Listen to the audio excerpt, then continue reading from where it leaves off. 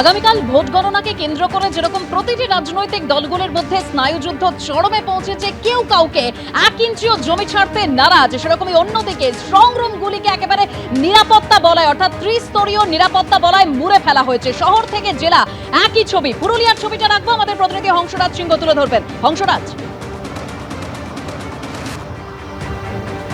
দেখো, আমি এই মুহূর্তে দাঁড়িয়ে আছি রঘুনাথপুর কাউন্টিং সেন্টারে।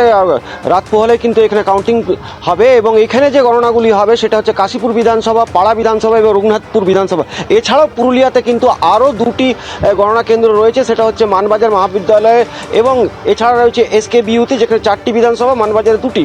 কিন্তু দেখা যাচ্ছে এই যে শেষ মুহূর্তে প্রস্তুতি চলছে এবং আমি দেখাতে বলবো তোমাকে কি কড়া নিরাপত্তার মধ্যে রাখা হয়েছে সেই স্ট্রং রুমকে ঘিরে এবং ত্রিস্তরীয় নিরাপত্তা বলায় রয়েছে। প্রথমে রাজ্য পুলিশ, তারপর কিন্তু আবার রাজ্য পুলিশ, সশস্ত্র বাহিনী এবং তারপরে কেন্দ্রীয় বাহিনী এবং চারদিকে কিন্তু আমি দেখাবো এখানে CCTV ক্যামেরা। শুধুমাত্র কিন্তু এই কাউন্টিং সেন্টারেই নয়, কিন্তু কাউন্টিং সেন্টার আশপাশে আসা যাওয়ার যে রাস্তাগুলি রয়েছে সেইগুলোতেও আমরা দেখতে পেলাম কি CCTV ক্যামেরায় কিন্তু মুড়ে ফেলা হয়েছে। বিভিন্ন রাজনৈতিক দলের যেরকম লোকজন রয়েছে তারাও কিন্তু ইতিমধ্যেই যেখানে ভিতরে একটা LCD লাগানো রয়েছে আউটপুট, সেগুলো কিন্তু দেখছেন এবং কড়া নিরাপত্তা, আমি দেখাতে বলবো কড়া নিরাপত্তার মধ্যে কিন্তু এই কাউন্টিং সেন্টারগুলোকে মুড়ে ফেলা হয়েছে।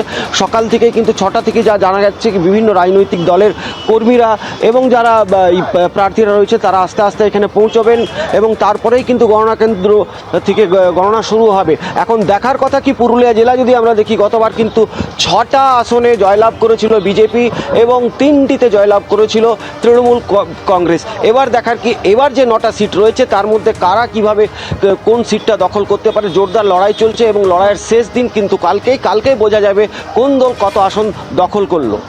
হংসরাজ, তুমি আমাদের সঙ্গে থাকো।